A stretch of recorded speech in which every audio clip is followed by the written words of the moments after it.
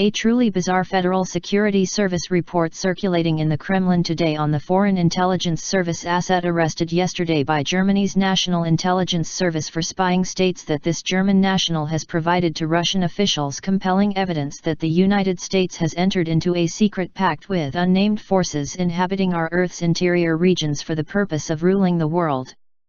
Western media sources reporting on this incident state that BND forces arrested a man identified only as Manfred K., age 60, stating that he intended to give the information he acquired over to a third party. Unconfirmed reports say was, indeed, the SVR. Manfred K., according to these reports, was a civilian worker at the United States NATO Ramstein Air Base located in the German state of Rhineland-Pfalz, which is the command and control hub for the Western Alliance's European Missile Defense Forces and headquarters of the U.S. Air Forces in Europe, and who had access to many top-secret documents. According to this FSB report, some of the intelligence turned over to the SVR by Manfred K. included maps produced by the German Nazi regime in the 1930s and 1940s detailing their underground bases located on the continent of Antarctica, the most shocking of them being one that details in great depth our Earth's hollow interior and the lands that exist there. Important to note is that Germany has long been fascinated with Antarctica after noted German scientist Johann Carl Friedrich Gauss, 1777–1855, who is ranked as one of history's most influential mathematicians, stated that all of Earth's history, physics, and geography could only be explained by our planet having a hollow, and populated, interior with the entrances to it being located at both the North and South Poles. From 1901 to 1903 Germany conducted its first exploration of Antarctica in what is called the Gauss expedition, where they claimed for themselves vast areas of our planet's southernmost continent. Being fascinated with the discoveries made by German scientists during the Gauss expedition, the great American explorer Admiral Robert Edwin Peary, Sr. (1856–1920), embarked on a similar mission and in 1909 became the first man to reach the North Pole, after which he was awarded the Imperial German Geographical Society Nachtigall Gold Medal, among many other international awards and honors.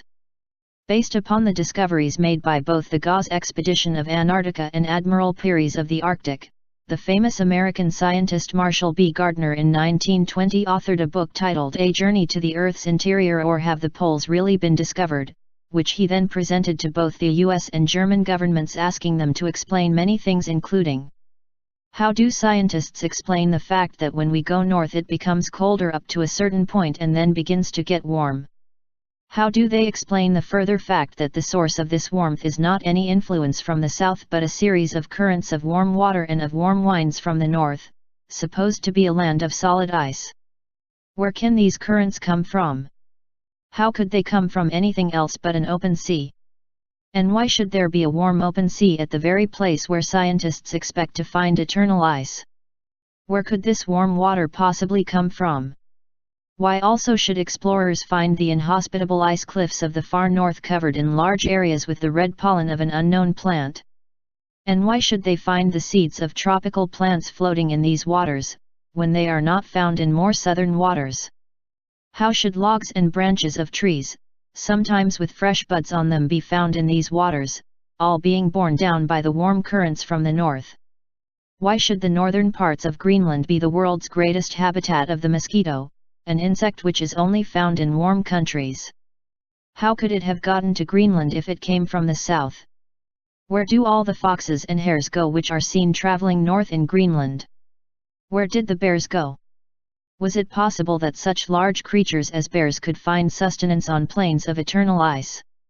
How do scientists explain the fact that practically every competent explorer from the earlier days down to Nansen has admitted that when he got to the far north his theories of what he should find failed to work and his methods of finding his positions also failed to work? How do scientists explain these passages from Nansen which we have quoted, showing that he was absolutely lost in the Arctic region? How do scientists explain the migrations of those birds which appear in England and other northern countries one part of the year, in the tropics in another part of the year, but disappear entirely in the winter?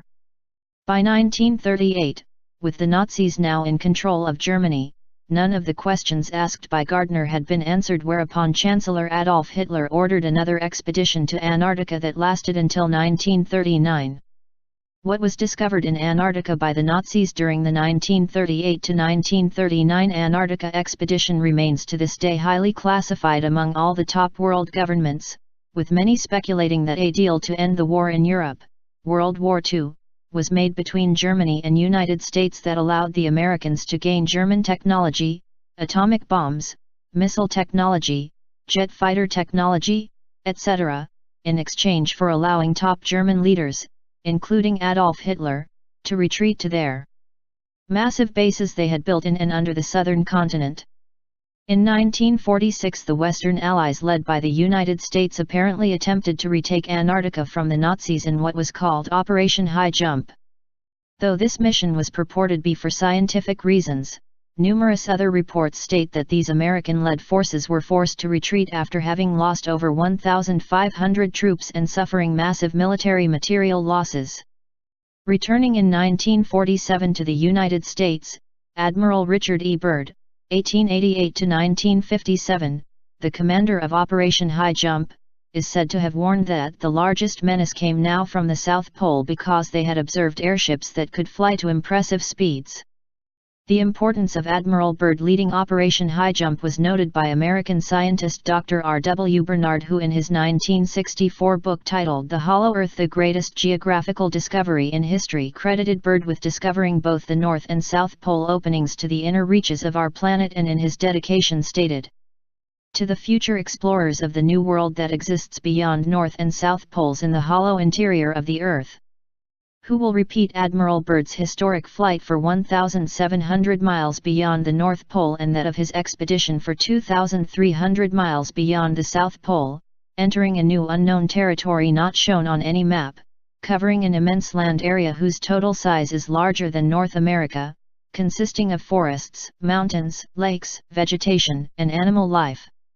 The aviator who will be the first to reach this new territory, unknown until Admiral Byrd first discovered it, will go down in history as a new Columbus and greater than Columbus, for while Columbus discovered a new continent, he will discover a new world."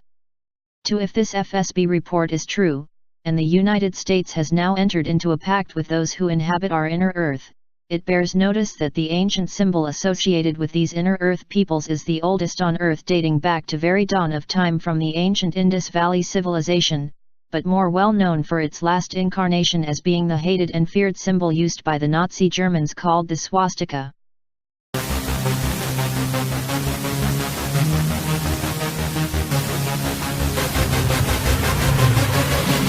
Yeah.